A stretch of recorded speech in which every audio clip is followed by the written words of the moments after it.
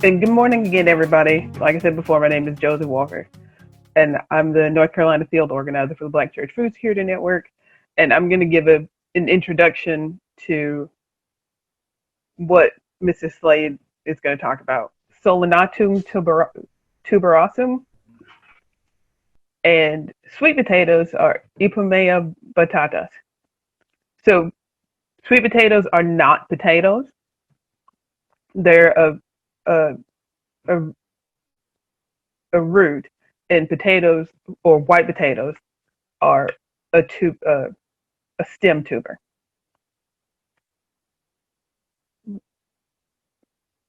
Okay, here we go. Oh, there we go. Okay. So, the series is called Grocery Store Gardening. So why would you propagate potatoes from the grocery store? The price, the convenience, you reduce food waste, and as I've said numerous times before, nutritious food for the body and beautiful food for the soul. So price, if you already have potatoes that have sprouted, why not just use those? Why bother going through the process of buying seed potatoes? And seed potatoes are what you would buy if you wanted to grow your own potatoes, or slips for sweet potatoes. If you've already got them at the house, try it. You're not losing anything. And if it doesn't work, you're going to throw it away anyway. Convenience, like Reverend Brown, you've probably got them sprouting in your house already. Why not make use of them? Reduce food waste. Those potatoes still can give you something. Even though they don't look that pretty, you can still get something out of them. So make as much use of them as you can. And beauty and nutrition. You'll have plants to look at and food to eat.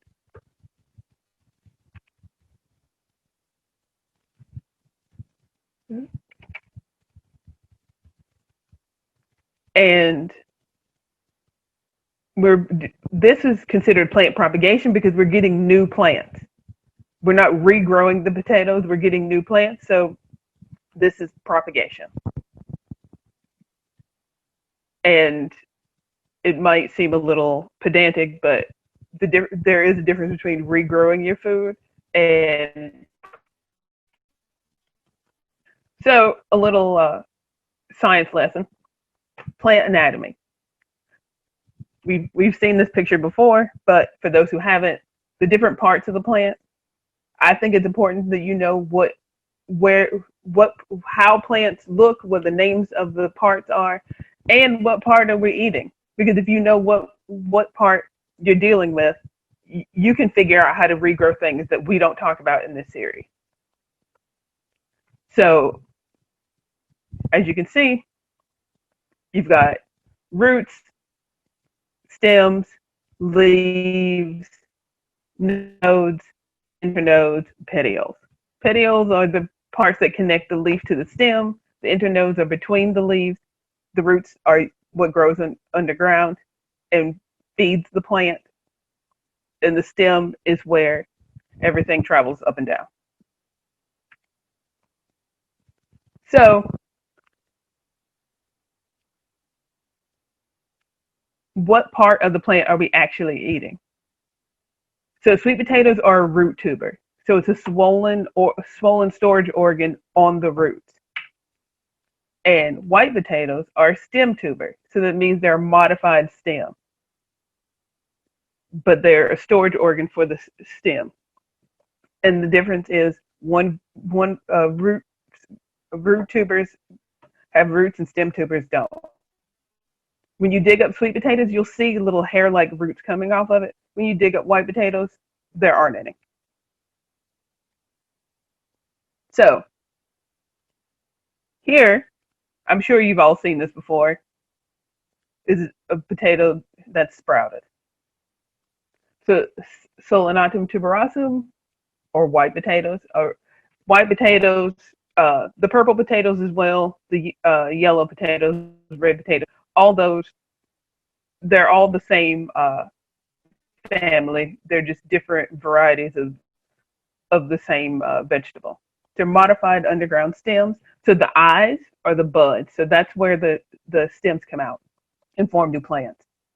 And stems grow towards the sun or towards the light source. So that's something to remember when you're propagating your potatoes. That you want the eyes to be pointing upwards. They can they don't have to be pointing upwards, but you really want to make sure that you're giving your potatoes the best chance to do well. Plants are resilient, but don't want to make it harder for them just because you can. And you can see here how different sweet potatoes grow from white potatoes. So sweet potatoes are swollen tuberous roots. The buds are where the slips grow out of. So uh, those purple shoots, those are the slips, and those slips can be broken off, and they will form adventitious roots. So adventitious roots are just roots that grow anywhere except where roots normally grow. So with these, the roots will grow wherever water touches them, basically. And from those roots go down, and new plants will be formed in each of those spots. So the quick and dirty of how to propagate white potatoes. So you've got your eyes on your potatoes. You're going to cut them into chunks, and each one of those chunks should have between 2 and 3 eyes on each piece. And then you're going to allow the cut side to dry and heal over, because you don't want your potatoes to rot before they have a chance to grow. And then once it's healed over, which at the most will take a day, it probably will happen a whole lot sooner. Then you're going to plant them with the eyes pointing up.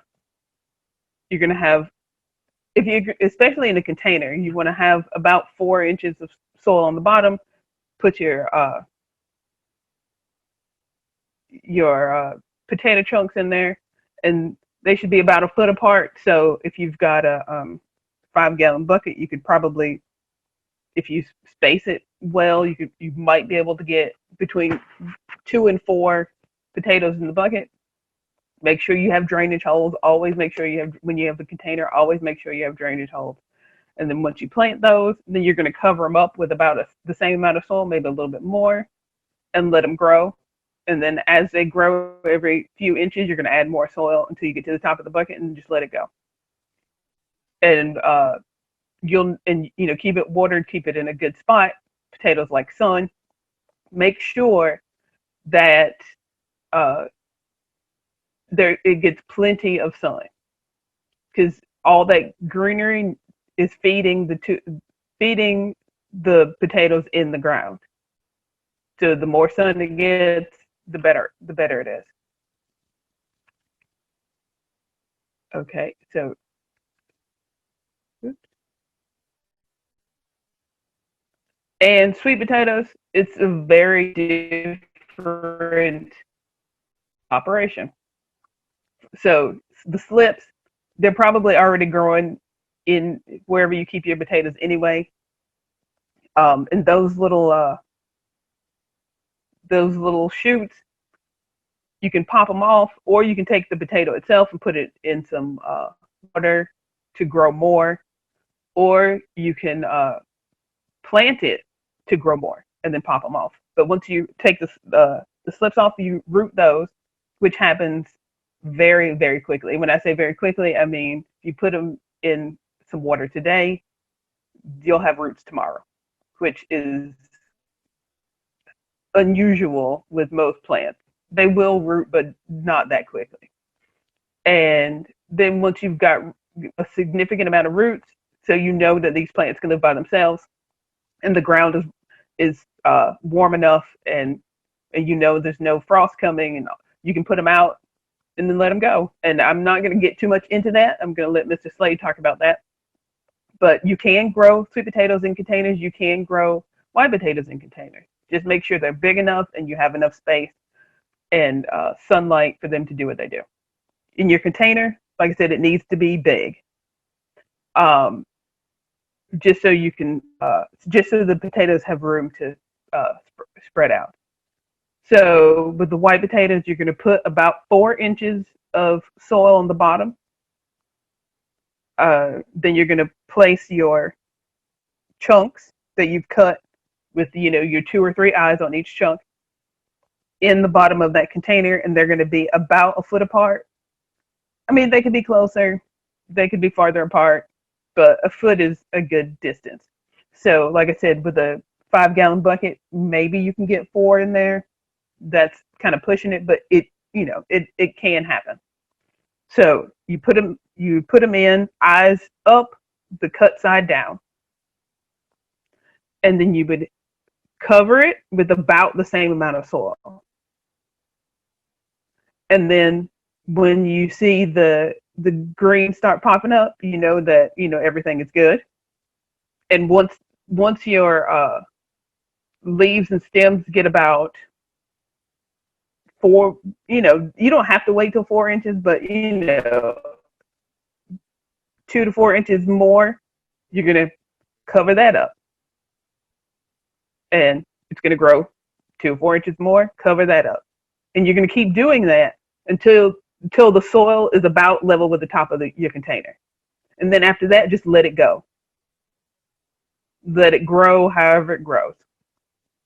Of course, be mindful to pay attention to what you're doing, meaning, if you see some bugs that don't look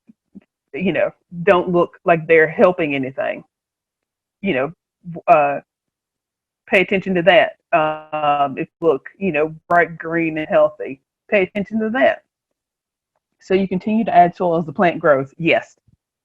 You continue to add soil until you get to the top of the container, and then you just let it go. Let the plant grow as it grows. And you'll let the plant go until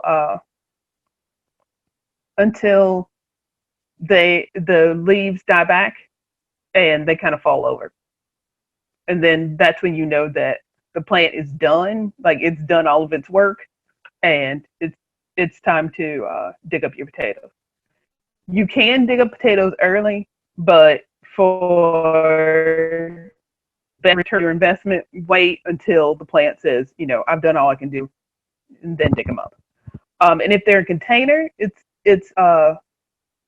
easy because you'll just knock it over and separate everything. So you don't really have to worry about accidentally cutting your potato while you're trying to dig them up, because you don't need to dig them up. You just knock the container over, dump everything out, separate your potatoes. And one thing I do want to make sure I tell everybody: don't wash your potatoes until you're getting ready to eat them, white or sweet potatoes. Don't clean them until you get ready to eat them. They last longer if you keep them dirty. Don't ask me why. I don't know the science behind it, but if you don't clean them unless you're getting ready to eat them. And as far as storage and the best way to cure them and all that kind of stuff, I'm going to leave that to Mr. Slade. Somebody just asked, how will you know when your potatoes are ready to harvest? The plant will basically die. The plant will yellow and fall over and die. And that's when you know it's ready to, your potatoes are ready to harvest. And one thing that Michael mentioned a while back, and it always pops in my head, but I forget because I've never actually done it. You can eat the leaves of your sweet potato. So your ipamoa batatas, you can eat the leaves. For white potatoes, do not eat the leaves. They're toxic. Don't do it. White potatoes are part of the nightshade family, Solanaceae, and all. There are some leaves that are edible, but for the most part, stay away from those. So eggplant, tomatoes, potatoes, don't don't mess with the leaves. But sweet potatoes, you can eat the leaves. You cook them. You can. I think you can eat them raw too, but you would saute them the same way you would saute spinach.